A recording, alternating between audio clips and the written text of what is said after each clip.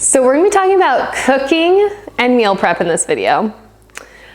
This is an amazing tool for your kids, but I'm not gonna be hypocritical here. I don't do the cooking and the meal prep for my family. My husband does.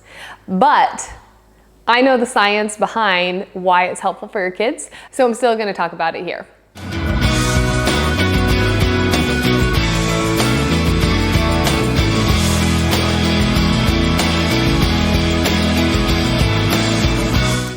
Just like the grocery shopping video, I'm gonna discuss the why here before we chat about the how. Why should you get your kids involved in cooking and meal prep? Again, the name of the game here is exposure. If we can get your kiddos involved in cooking and meal prep, we can expose them to their food through a variety of different senses, including sight, smell, sound, texture, and taste before snacking a little bit, which is welcomed as long as there's enough for everybody else and it's safe. So for our kiddos struggling with sensory issues, cooking and meal prep can be an awesome way to expose them to the food with less pressure to eat than at meal times. However, because the food is eventually going to be served at a meal, it's really important to communicate that information to our kiddos up front so they don't expect it to be like a sensory bin activity where the food is never expected to be consumed. So expectations up front, make them clear, just like we talked about in the last course. That's really important here. There's also a really good amount of evidence to support the idea that getting kids involved in cooking and meal prep helps them become more invested in the foods they're served, thus increasing the likelihood that they're going to try and eat the foods. Now, P.S., this also applies to gardening. So if you have a garden and you grow your own foods, that's like a huge added bonus to helping get your kids to enjoy eating a variety of vegetables, particularly the ones that you grow. But I am a plant killer.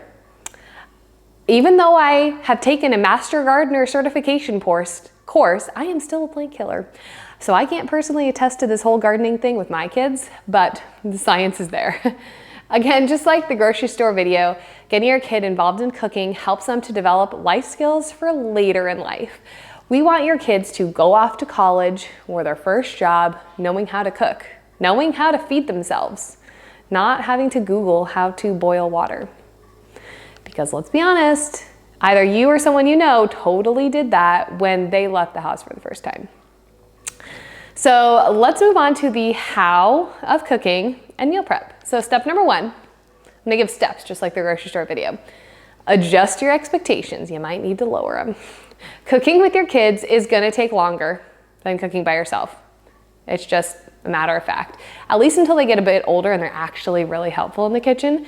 Cooking with your kids will also be more messy than cooking by yourself. However, part of this process is gonna get your child involved in cleanup. So hopefully the mess won't be too bad if you get your kids involved in the cleanup. It's a whole activity. Your child will likely wanna sample. This is okay and encouraged if you're worried about, as long as it's safe, of course. If you're worried about having enough of a certain food left over for dinner, make sure to make these expectations or limits clear with your child before the process begins. Like, yeah, you can sample some cucumber, but we need this much for the salad tonight. Step number two, set a safe and easily accessible place for your child to help. I highly recommend a helper stool. There are tons of brands available. I'm gonna link some on my Amazon shop for younger or shorter kiddos, but these are safer than like standing on a chair because there's a bar behind their back that will prevent them from tipping backwards. You could use the table to prep food if you prefer to, and just have them sit in their high chair or at a chair at the table. Just make sure any dangerous utensils or hot surfaces are out of reach, or you're carefully supervising, which you should be doing the whole time anyway. So yeah, supervise everything, but don't be afraid to start to ease them into like dealing with knives and being aware of hot surfaces just based on your child's skill level and maturity level. There's not really like an age where you can expose them to using the stove for the first time. It really depends on the child's own skills in the kitchen and their ability to listen to the rules that you've set. So step number three, give your child a clear role or directions in how they should participate. Don't just have them stand next to you and like watch you cook without any directions, because they're gonna start fiddling with things and they might spill something, and that can be really frustrating and stressful. So are you baking muffins? Put them in charge of measuring the dry ingredients. Or maybe you pre-measured and they're just pouring it in. Are you making chicken parmesan? Put them in charge of cracking the eggs and pouring the breadcrumbs into separate bowls. Be specific about how you want them to help. Step number 4, even if that putting how they help is just putting things away in the pantry and getting them out, like you can start simple. Step number 4, have them interact with the foods they struggle the most with. So do they really struggle with green veggies? Okay, well, ask them to rip broccoli florets off the stem. Do they really struggle with mushy foods? Have them help you mash the potatoes with a potato masher. Step number 5, engage in lots of food talk, praise, and encouragement along the way.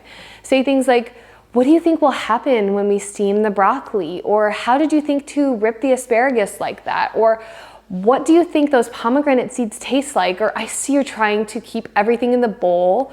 You're trying so hard. Thank you for doing that. Or that looks so yummy. I can't wait to try what you made. So a common question I get is, can I hide veggies in foods when we're talking about meal prep?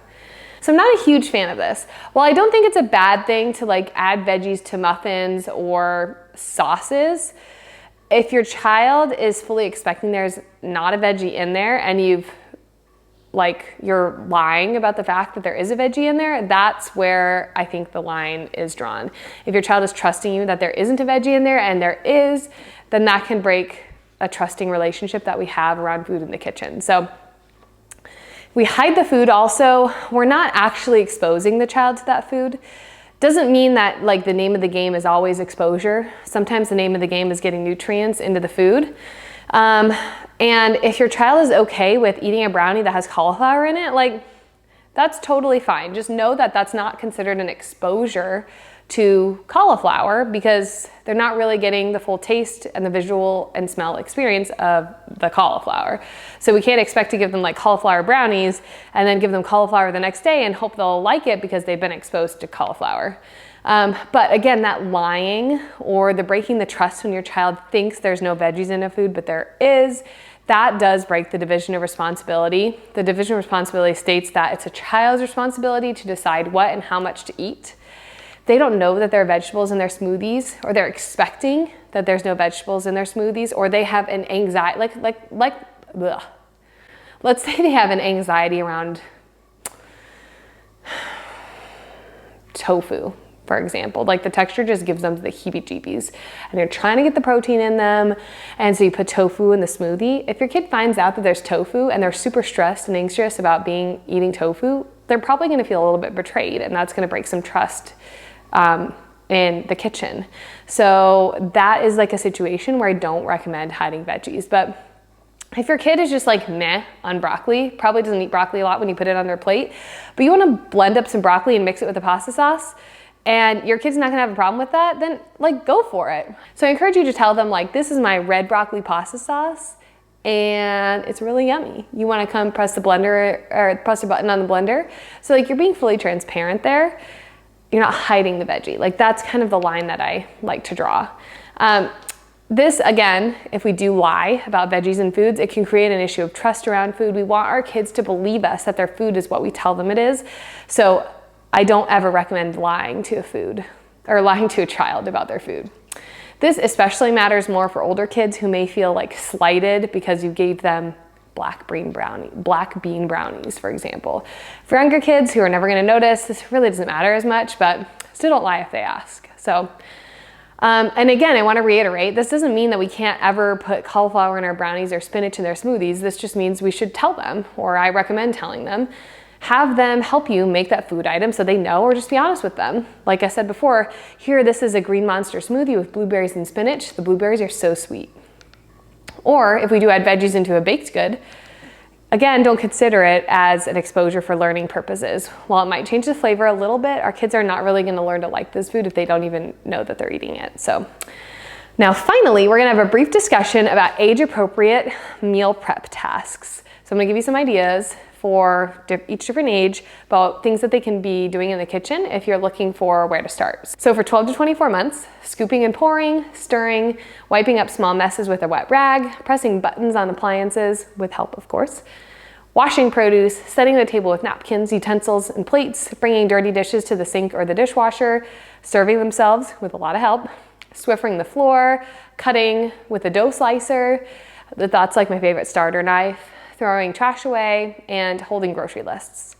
For ages 2 to 4 years, great tasks for them are rolling dough, adding pizza toppings, mixing ingredients together, finding ingredients in their pantry, cleaning up larger messes, setting the table independently, stripping herbs, juicing fruits, sweeping or vacuuming the floor, peeling a banana, a clementine, orange, or garlic, loading or unloading the dishwasher, cutting with a child-safe knife, which I'll show you my favorite.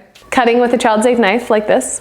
These are my favorites. I'll link them on my Amazon shop. They're plastic nylon and they're not very sharp. Obviously still use supervision, but learning to crack eggs can start at this age, and then identifying items at the grocery store on your list.